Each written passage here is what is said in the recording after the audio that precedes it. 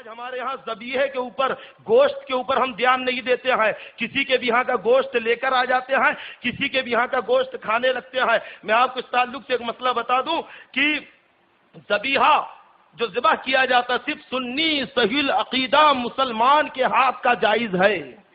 کسی وہابی، دیوبندی، غیر مقلد، چکرالوی، بد مذہب سے اگر آپ نے اپنے جانور کو ذبح کیا تو ایسا جانور کھانا جائز نہیں ہے.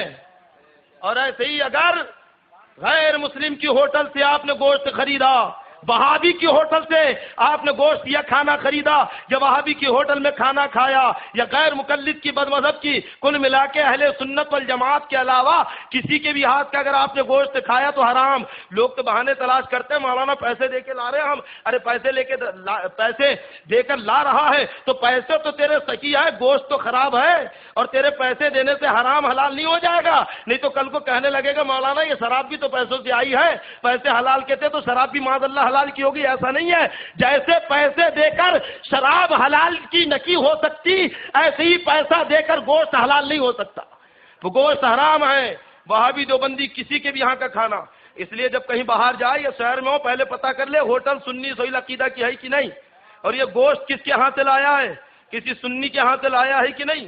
اور اگر واقعی جب ہو جائے کہ ہاں یہ سنی کے ہاں کا گوشت ہے اور سنی ہے لانے والا اور کاٹنے والا سنی ہے، بنانے والا سنی ہے، سب سنی ہے تو کھائے، اور گوشت نہیں کھائیں گے تو مر نہیں جائیں گے.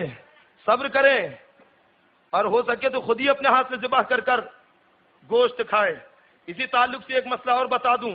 جو کچھ بڑی ہوٹلیں ہیں تو وہاں پہ کھانا سپلائی کا انتظام رہتا ہے.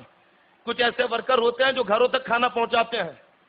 اگر سنی کی ہوٹل ہے، کھانا بھی جو ہے تو گوشت بھی سنی نے کاٹا ہے، لیکن جو کھانا پہنچانے والا ورکر اگر غیر مسلم ہے تو بھی وہ کھانا ناجائز، کیونکہ جو گوشت نگاہ مسلم سے ہٹ جاتا ہے تو گوشت لا اعتبار ہے، مشکوک ہے، وہ گوشت کھانا درست نہیں ہے. تو جو سپلائی کرنے والا ہے وہ بھی سنی صحیح عقیدہ مسلمان ہونا چاہیے. اور گوشت اور ذبیحے کا مسئلہ اتنا اہم ہے، جانتے ہیں آپ کہ جب مفتیان نظام فتویٰ دیتے ہیں اور اگر کسی سے خدا نخواستہ اگر کوئی کفریہ جملہ نکل جائے تو فتوے میں جو دیا جاتا ہے کہ اسے تجدید ایمان کرنا ہوگا، یعنی کلمہ پڑھنا ہوگا، شادی شدہ ہے تو نکاح دورانا ہوگا، اور اسے اپنی بیعت لوٹانی ہوگی. کیا مطلب کہ جس نے اگر کوئی کفریہ جملہ زبان سے نکال دیا تو ایمان سے نکل گیا، اس کی بیعت ٹوٹ گئی، اس کا نکاح ٹوٹ گیا.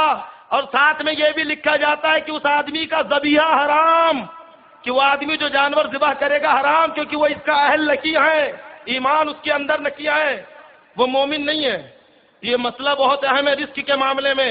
آپ اسے اپنے ذہن نشین کر لیجئے کہ کھانے پینے میں بڑا احتیاط کرے اور حرام غذا پیٹ میں نہ جانے پائے. ایک بزرگ کے پاس میں کچھ مشائخ اعظام تشریف لائے اور انہوں نے بڑے احترام سے بٹھایا. ان کا ایک بچہ جو چھوٹا تھا وہ جو ہے ایک چیز بجاتے ہوئے جسے ستار وغیرہ کچھ کہا جاتا ہے، جب مجلس میں آیا تو جو بزرگ تھے انہیں بڑا ناگوار گزرا اور بڑا خراب لگا کہ یہ بچہ مشائخ کی محفل میں ایک بجانے کی چیز بجاتے ہوئے آ رہا ہے، بے ادبی کر رہا ہے. تو جو بزرگ تھے جو اس بچے کے باپ تھے تو انہوں نے جان لیا کہ بزرگوں کو ناگواری محسوس ہو رکھی ہے. تو انہوں نے کہا کہ حضور آپ جو ہے فکر نہ کرے، اس بچے کی اس حرکت پہ برا نہ مانے، اس لیے کیونکہ جانتی ہے بچہ کیسے پیدا ہوا.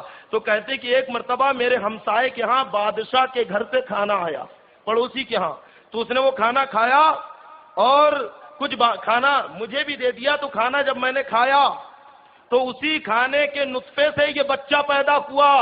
تو معلوم ہوا کہ اگر مشکوک کھانا کوئی کھا لے تو بچہ بے ادب ہوتا ہے، اور اگر کوئی حرام کی غذا کھائے اور اس حرام کی غذا سے نطفہ بنے اور اس سے اولاد پیدا ہو تو اولاد بد تہذیب بدتمیز ہوتی ہے.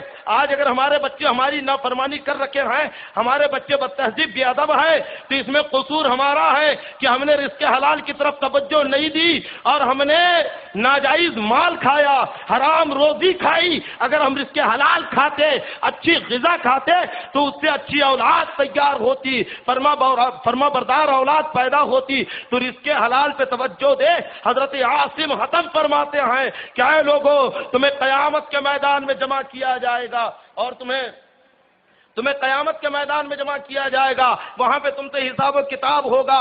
اللہ تبارک و تعالی تم سے حساب و کتاب لے گا. اور وہاں پہ کس طرح سے تم جواب